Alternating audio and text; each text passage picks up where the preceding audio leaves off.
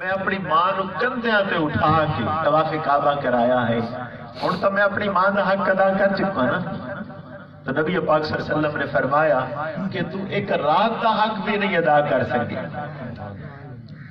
کہ سردیاں دیاں راتاں دے اندر تو پیشاب کر دے میں اور ماں ٹھنڈی جگہ تے خود لیٹ جاوے اور تیرے لیے پھر بھی خشک جگہ بنا دے وے، ایک رات دا اجے تک صلہ نہیں تو دے سکتا۔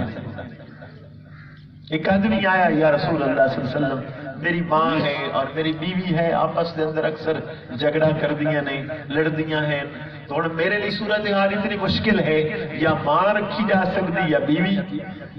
تو حضور سید عالم صلی اللہ علیہ وسلم نے فرمایا کہ نوجوان حیا کر، بھلا ماں کا بھی کوئی متبادل ہو سکتا ہے؟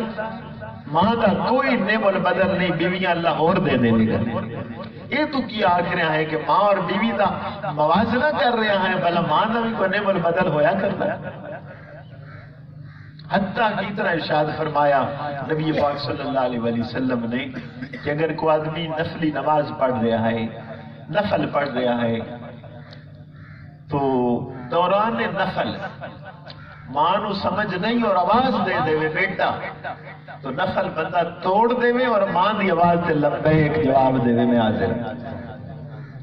یہ فرض نمازوں دی بات نہیں ہو رہی، سنت دی بات نہیں ہو رہی، نفلی نماز دی بات ہو رہی ہے کہ نفلی عبادت نالو اپنے ماں باپ دی خدمت کرنا زیادہ اجر و ثواب ہے۔ اور اس کی علماء نے بڑی بحث کی ہے۔ دو بہت بڑے عالم سن، صحابہ دی مجلس دے اندر بیٹھن والے سن، اور انہوں نے کی کیتا ہاں، ایک آدمی ساری رات ماں دے پیر دباندا رہا اور دوسرا آدمی نفل پڑھتا رہا۔ تو جس نے ماں دے پیر دبائے ہاں ساری رات پیر دبا کے جدو صبح دی گھڑی ہوئی تو جڑا نفل پڑھنے والا ہا وہ صاحب نظر ہا، وہ دیکھتا رہا۔ صبح دی گھڑی ہوئی تو اس نے دیکھا کہ میں 200 نفل پڑھے ہیں، لیکن میرے نالو میرے بھائی تے اللہ دی رحمتاں زیادہ برس رہی ہیں۔ اپنے بھائی کو چلا گیا کہ بھائی 200 نفل میں پڑھے ہیں، یہ ثواب تو لے لا، جڑا اپنی ماں دے پیر دباندا رہے ہیں رات نو، اے ثواب مینوں دے دے۔ اس نے کیا تم اے بات کر رہے ہیں، تو ساری زندگی دے نفل دے دے میں تو پھر بھی یہ ثواب دے نہیں دے سکتا جو میں اپنی ماں دے پیر دباندا رہا۔ تو رسول اکرم صلی اللہ علیہ وآلہ وسلم کی خدمت دے اندر ایک آدمی آیا، یا رسول اللہ صلی اللہ علیہ وسلم میں جہاد کرنا چاہتا ہوں، میرا دل کرتا ہے کافر دے مقابلے جہاد کرا۔ رحمت عالم صلی اللہ علیہ وسلم نے پوچھا تیری ماں زندہ ہے؟ اس نے کہا یا رسول اللہ صلی اللہ علیہ وسلم میری ماں زندہ ہے۔ فرمایا جاؤ اس کی خدمت کرو، وہ خدمت کی محتاج ہے، تو خدمت کرے گا تو حاجی بھی ہو جائے گا، تو مجاہد بھی ہو جائے گا، تو غازی بھی ہو جائے گا، اپنی والدہ دی جا کے خدمت کر۔ تو رسول اکرم صلی اللہ علیہ وسلم نے ارشاد فرمایا کہ الجنت تحت اقدام الامہات، کہ جنت ماں دے قدماں دے تھلے ہے۔